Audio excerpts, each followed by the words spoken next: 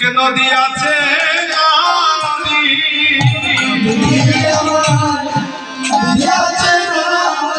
আমার মনের কথা বলতো তোমার বলিতে রানী আমার দিয়াছে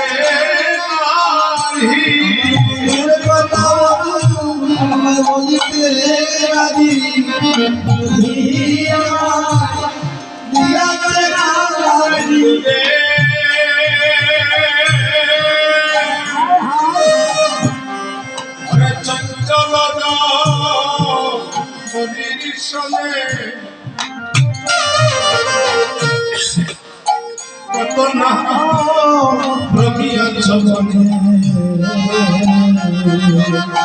বন্ধু তোমার চাদর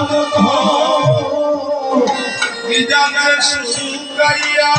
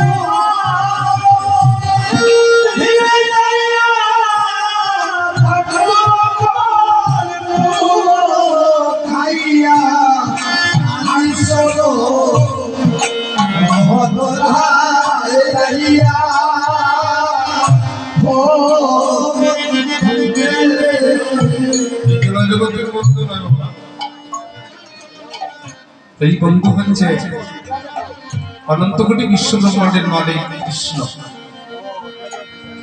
আপনারাও প্রত্যেকদিন এভাবে বন্ধুকে ডাকবেন। বন্ধু তো সকালে থাকে বিকালে থাকে না, মাঝে জগতে অমুক আমার আপন অমুক আমার আপন।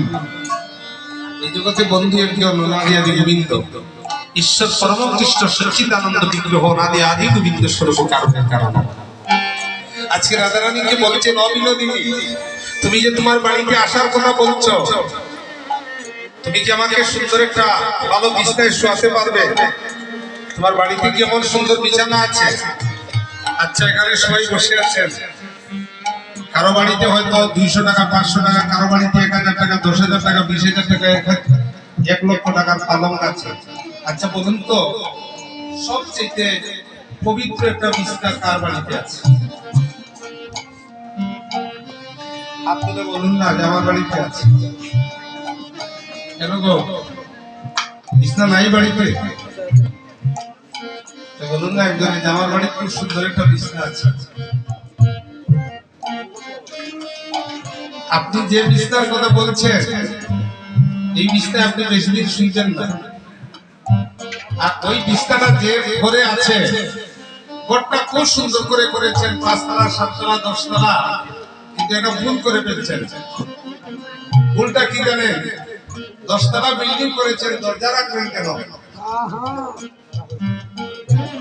দরজা যখন রেখেছেন মনে করতে হবে যে এই ঘরটা আপনার নয়, এই ঘরেই দরজা, কারণ ওই দরজা দিয়ে 3-4 জনে কাজে করে আপনাকে সুঠাম ঘাটে নিয়ে যাবে।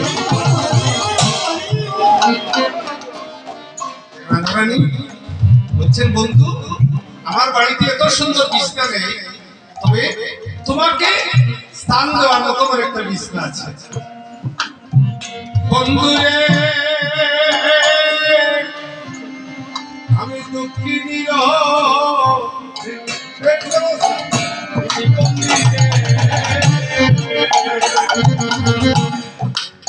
বিচিত্র একটা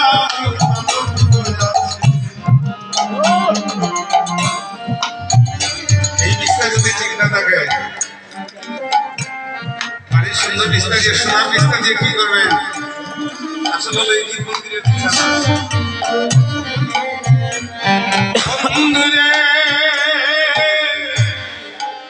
এই কাঙ্গালিনী বাংলা ঘরে একটা বিচিত্র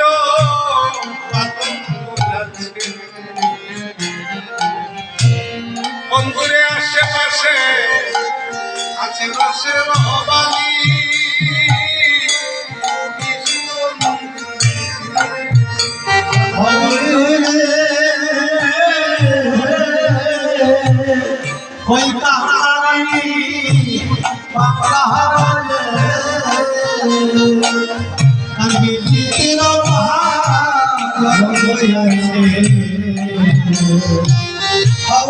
আশেপাশে রসের বালি